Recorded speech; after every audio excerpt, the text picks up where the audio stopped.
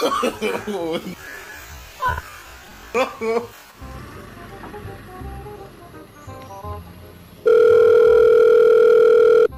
Papa.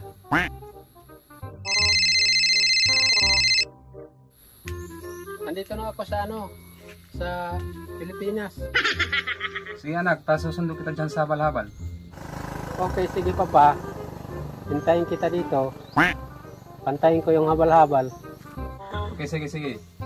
Tawagin ko yung habal-habal para sunduin ka dyan.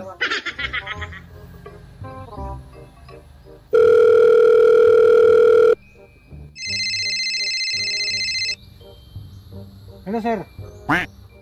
Hello.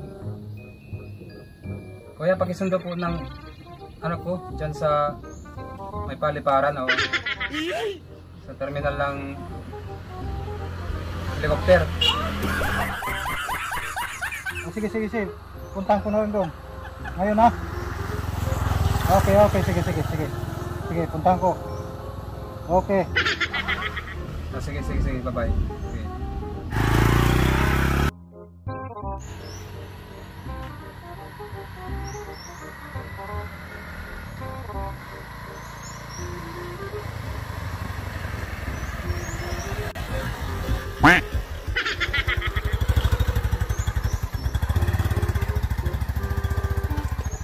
Yung anak ko.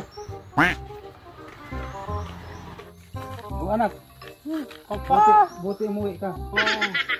Nakauwi din. Dito ka sa bahay natin.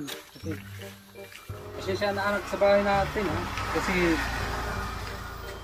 nawaldas ko yung pera na pinadadala mo. Papa. Sa mga pinapadala kasi ng pera, ito lang yung mo. Kasi nagastos ko yung pera na pinadadala mo sa gasto bar eh. Kung laki-laki ng pera na pinapadala ko, tapos ito lang yung nagawa sa bahay na to. Ito yung na-order ko lang na upuan sa online eh. Yan lang yung ko sa Ganito online. lang. Yung pala Papa, yung kalabaw natin, baka ibinenta mo na naman yan. Hindi, nandun yun. Nakatali yun doon. Lumalabog pa nga eh. Tingnan ko nga Papa. Kasi gusto kong sumakay sa kalabaw na yan eh. Huwag, delikado yun. Hindi kasi mahihara yung kalabaw na sasakyan ng tao eh. Basta Papa, gusto ko talagang sumakay ng kalabaw na yan. Bahala kang anak. Gusto ko yan. Kasi hindi talaga hihara yun pasakay ng kalabaw eh.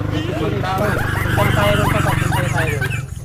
Sige, wala ka akong magagawa. Mauna ka na anak, kukunin ko lang yung sundang natin kasi baka may ahas doon. Sige Papa, mauna ka dito. Ang batinguran talaga ng anak ko.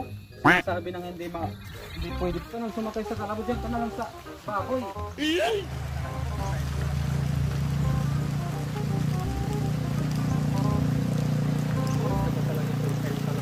Dapat anak kasi yung baboy na lang yung sinakyan mo kasi mababa lang yung anuhan mo eh, tatakhan. No.